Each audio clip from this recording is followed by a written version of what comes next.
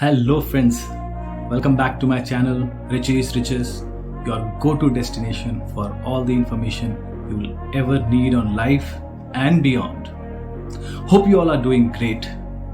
And today's topic of discussion, as you must have seen on thumbnail, is why only 2% of the people succeed and 98% don't.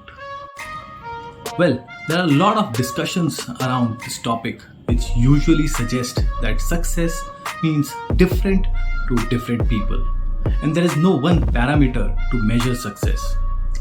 And to be honest, I do not deny this opinion. However, I would like to share a different perspective to this and would want to compare life to a game of cricket, where success is clearly defined by winning matches or tournaments. And to win a game, you need to play that game with a defined set of rules and the ways in which the game has to be played. A team would be called a success in that particular game of cricket only if they are winning a game series or tournament or have been consistently winning for quite some time. If we look back the record for past 3 decades, Australia has been the most successful team, because they have clinched 5 World Cup titles in these last 30 years. No other team is even close to this. Maximum 1 World Cup title for teams like Sri Lanka, India and England. Hence, we can deduce one thing which is evident. There are parameters by which success could be defined. And going by the parameters set by today's society, I'm sure you would also agree to these points that being rich and famous are the most reasonable parameters for success. And only achieving these parameters may not be the right way to comprehend success. Sustaining them long enough, maybe an individual's work career, that is probably 30 years approximately what we can say, can be a good way to define success. But then we are not here to talk about what is success. Rather, why only a handful can achieve that. I'll talk about 3 points that why only few people can achieve success. Firstly, we have to be fluidic in our approach. We need to learn and adapt ourselves, and that too really quickly. We should be open to accepting our decisions, whether good or bad, and should possess a continuous improvement attitude. Every day, we should be looking at how we can improve, be better than what we were yesterday. And this may not be just about the mistakes we have made, but what all decisions were taken, and in those decisions, what could have been done better. There are many examples from the past wherein people or organizations were rigid in their approach and eventually succumbed to the dynamic ecosystem. 2 major mobile phone manufacturing companies, Nokia and BlackBerry, wherein they were not flexible enough to adapt, considering that whatever they have done till now is the best. As a matter of fact, for BlackBerry, they had the technological edge. The differentiation that they brought into their phones were the best of those times. They captured considerable amount of market share, but were not able to sustain it for long. Whereas Nokia failed because they couldn't adapt to the market, which was fast and dynamic. They thought that they have been market leaders for so long, the touch phone will come and go and nobody will pay heed to that. But eventually, what happened? Feature phone got lost somewhere and never took off after that.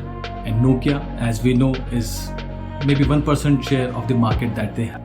Whereas, if I talk about Sony, the initial were against the MP3 format. For MP3, there's a loss of audio quality. They went ahead, protested for few years as they thought their own audio compression ATRAC was better than MP3. But then they saw that MP3 is becoming mainstream and everyone has willingly started accepting it. Every other organization was introducing MP3 players and MP3 CDs were all over the market with 100 to 150 songs in each CD. At this point in time, what could have Sony done?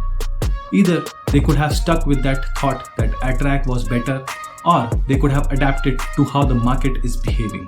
What we see, Sony is still amongst the best in audio because they adapted and adopted MP3. The first point was being fluidic. The second is being consistent in our approach. Even on a daily basis, if we are thinking that there hasn't been any progress that we have made, or we are kind of facing failure on a regular basis, suddenly one day we will find ourselves successful in that particular thing which we have been doing for so long. We all know the story of Thomas Edison. After 1000 failed tests, he succeeded in making the light bulb. So that's what consistency means. Until and unless you are consistently on the job, it is very difficult for you to be successful. The third point is expanding our horizon. It could be through reading, talking to people, gaining knowledge on new technologies, trying to assess what needs to be done next, or what are the various aspects which may help in achieving success. If we are working in silo, there's a high probability that we will fail, because we won't know whether there are any changes that are required in our approach. To give you an example, suppose in a startup environment, if we are making any product and we are making it in silo, thinking that okay, I have identified the pain point and this is one solution that we will build will lead to a revolutionary breakthrough. But what if the solution that we are building is not required at that point in time? There is no need for solving that problem. And there have been many times where there was a problem, but from a user perspective, it didn't require any resolution.